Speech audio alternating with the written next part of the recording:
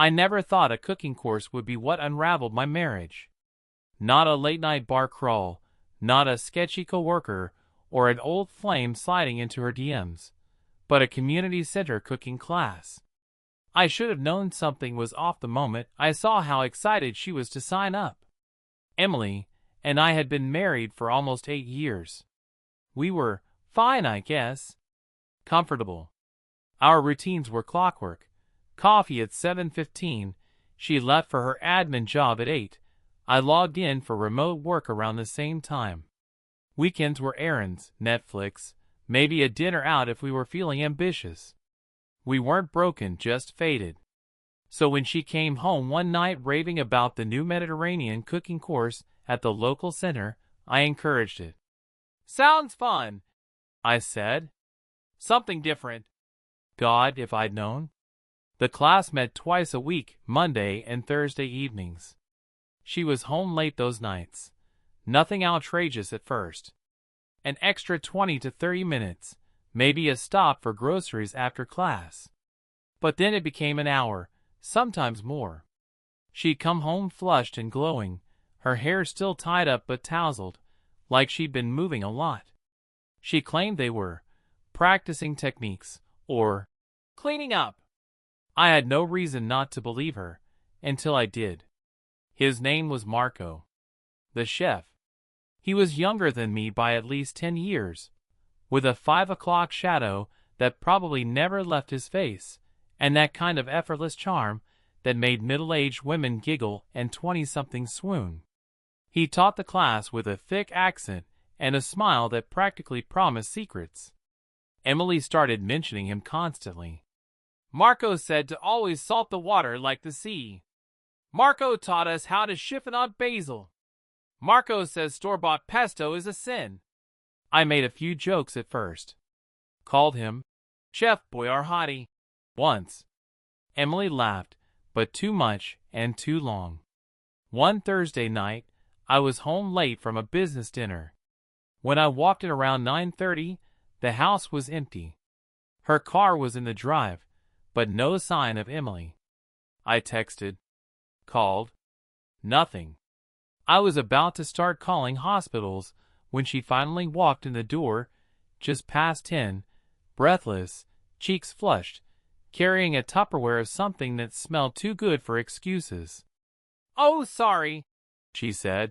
"Marco invited a few of us to stay late and try a new recipe.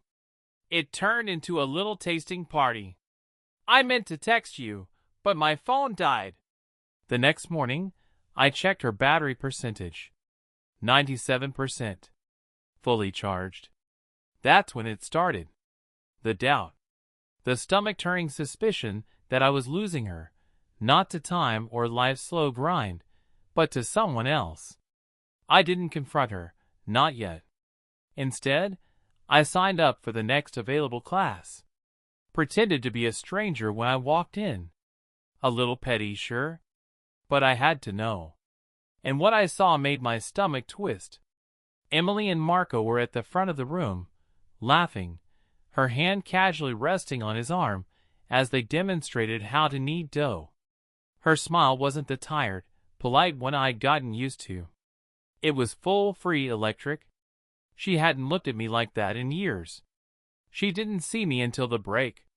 And when she did, the blood drained from her face. She smiled, but it was tight, uncomfortable. "What are you doing here?" she asked. "Thought I'd learn to make some risotto," I said, trying to keep my voice light. "You've inspired me." Marco came over then, all confidence and charm, and stuck out his hand. "You must be Emily's husband. She talks about you all the time." I wanted to ask him what she said, but I didn't. Not yet. I stuck through the class, stomach clenched, pretending to follow along while watching the way she leaned into him, laughed too hard at his jokes, touched his shoulder like it was second nature. That night, I couldn't sleep. I stared at the ceiling while she breathed softly beside me, dreaming of someone else's kitchen. I was sure of it now. But what I wasn't sure of was what I was going to do about it. The morning after that cooking class, something inside me had shifted. I wasn't just suspicious anymore. I was hurt. Wounded in a way I couldn't yet define. I didn't say anything right away. Instead, I did what anyone does when they don't want to explode. I gathered evidence. The following week, I told Emily I had a company happy hour and wouldn't be home until late. Instead, I parked a few blocks from the community center and waited. Like a cliché in a bad movie, I sat in my car watching, the clock glowing red with each passing minute. I felt like a lunatic. I also felt like a man who needed to know the truth. At 8:52, Emily walked out of the building with Marco. Not a group. Just the two of them. Laughing. She was holding a small tote bag, the same one she told me she used to carry her apron and cutting board. He held the door open like a gentleman. She touched his back like a lover. They didn't kiss. Not right there, at least. But they didn't need to. They walked around the corner and disappeared out of sight. I got out of the car, followed from a distance.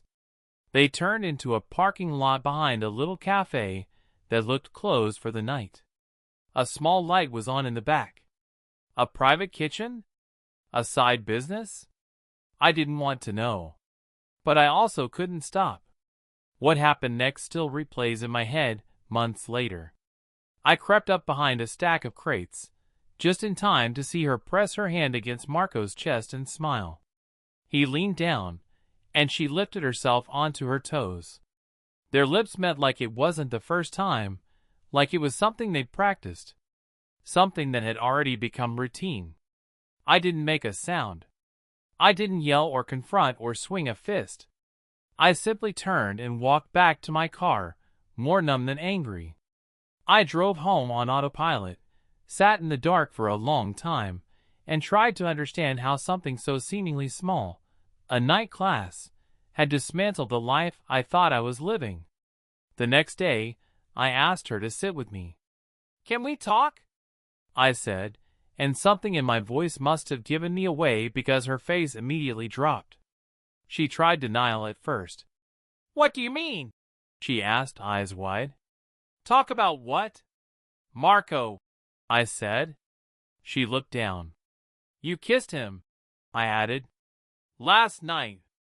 Behind the bistro." That was when the silence hit. Thick. Suffocating. "I didn't mean for it to happen," she said finally, her voice quiet. He made me feel something I hadn't felt in a long time." "And I didn't?" I asked. She looked up then, eyes glassy. "It's not that. It's just, he saw me. He listened. He made me feel like more than just a wife." That one hit harder than anything else. Because I thought I had seen her. I thought I had been listening. Maybe not loudly, maybe not dramatically, but I was there. Every day. Making coffee. Sharing dinners. Catching her eye across the couch during movie nights. Loving her. I asked the question I wasn't sure I wanted answered. "Was it just a kiss?" Her silence said enough. The divorce wasn't explosive. No screaming matches or broken dishes. Just a slow unraveling of shared habits and memories. She moved into a small apartment close to her new job. I stayed in the house for a while, until it started to feel too empty. Strangely, it wasn't the betrayal that hurt the most. It was the realization that she had been slipping away for a long time, and I hadn't even noticed. Or maybe I did, and just didn't want to see it. Months later, I bumped into her at the grocery store. She looked lighter. Happier, maybe. We exchanged awkward smiles, a few pleasantries. Then she reached out and touched my arm, like she used to. "I'm sorry," she said. And maybe she meant it. I nodded. "Me too." I've taken up cooking since then. Not because of her. Because I finally realized I liked it. I'm not great, burned my first risotto, but I'm getting there. There's something comforting about learning to feed yourself, about knowing what you want, and how to make it from scratch. That class ended my marriage. But in a way, it also gave me a new beginning. And now, when I season the sauce or sear the pan, I do it not for anyone else, but for me.